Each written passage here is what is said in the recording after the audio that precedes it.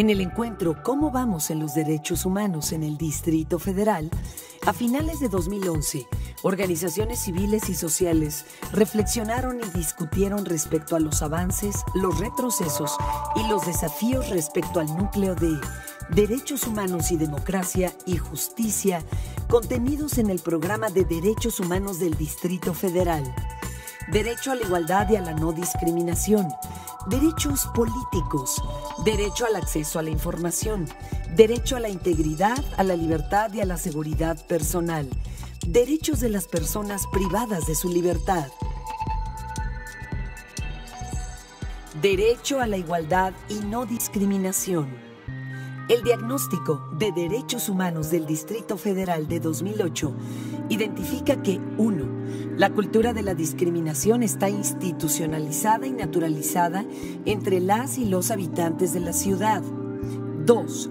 Las y los servidores públicos reproducen estereotipos, prejuicios y estigmas que afectan la manera en que atienden las necesidades de la población. 3. No existen análisis sobre la discriminación que permitan generar indicadores para la implementación, seguimiento y evaluación de políticas públicas no discriminativas. 4. Y que no existe una cultura de denuncia en contra de actos, conductas u omisiones discriminatorias. Avances y retos.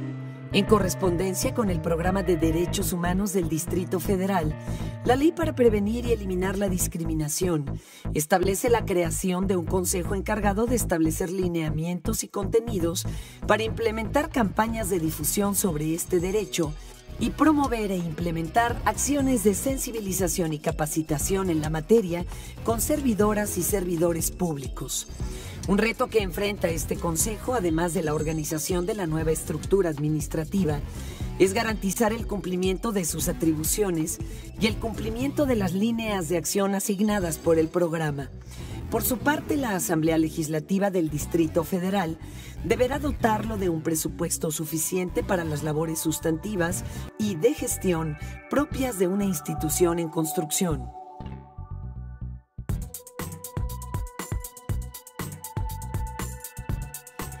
Derechos políticos. El rango que la Constitución política de nuestro país le otorga al Distrito Federal es un freno a la participación plena de su población y un obstáculo para el cumplimiento y garantía de sus derechos políticos, pues solamente habla del derecho de las y los ciudadanos a elegir a sus representantes y poco de la construcción de una participación activa de la ciudadanía que incluyan elementos como el referéndum, el plebiscito y la iniciativa popular. El Estatuto del Gobierno del Distrito Federal, aprobado por el Congreso de la Unión, también carece de una parte que hable de participación ciudadana. Tras el compromiso de cumplir con el Programa de Derechos Humanos del Distrito Federal, el Código Electoral de la ciudad fue reformado. Sin embargo, este no incorporó figuras como candidaturas independientes ni otorgó facilidades para la creación de partidos políticos locales. No obstante, en la Ciudad de México existen otros mecanismos de participación ciudadana que tienen impacto directo en las acciones del gobierno.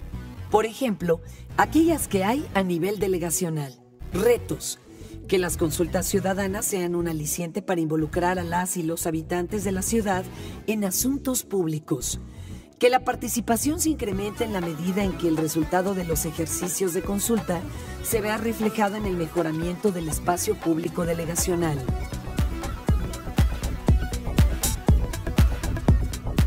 Derecho al acceso a la información. El acceso a la información que los órganos del Estado generan, transforman o conservan, y de forma especial la que documenta el ejercicio de sus atribuciones y facultades, conforma uno de los pilares de la democracia.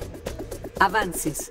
En el DF hay importantes avances en torno al tema del derecho de acceso a la información pública, tales como el establecimiento de un marco normativo que se apega a los estándares internacionales en la materia. Sin embargo, aún existen aspectos que pueden ser fortalecidos. Retos. La eliminación de la brecha organizacional de la ciudadanía. Esto es, hay una ciudadanía organizada y otra que no, con lo que una parte de la que no lo está Cree que aquella organizada es el único medio o puente de diálogo para el ejercicio de este derecho, olvidándose de las figuras y relaciones directas con los entes públicos.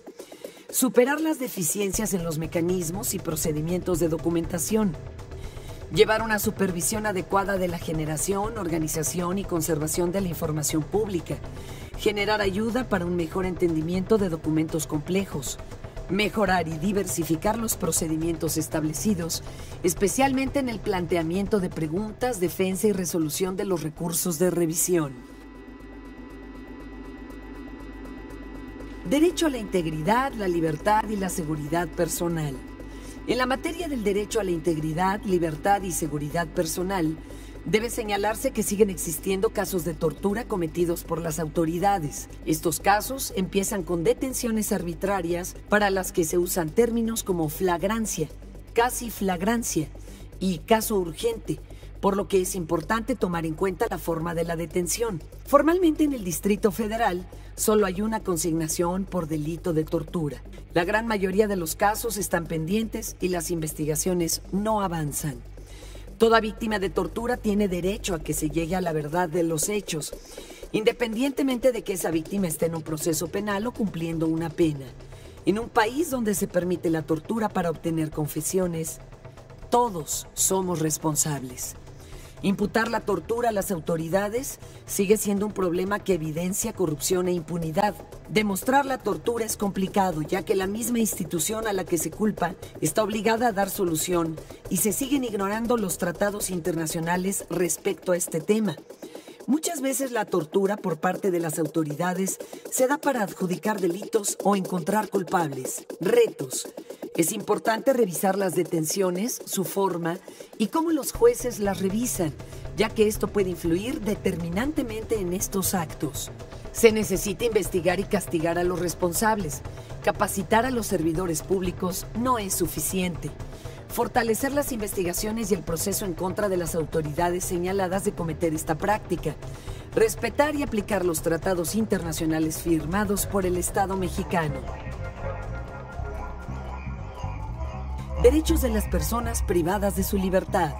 Las personas privadas de su libertad en centros de reclusión en el Distrito Federal se encuentran en lugares que enfrentan problemas de sobrepoblación de casi un 50%. La corrupción es una práctica común que tiene por resultado la violación a derechos como la salud, el agua y la alimentación en cantidad y calidad adecuados, negativa y suspensiones de visita familiar e íntima, extorsión y abuso de poder que condiciona la calidad de vida al interior de los penales, maltrato físico y psicológico. Debido al estigma generado sobre la población privada de su libertad, esta se encuentra olvidada, ignorada y discriminada.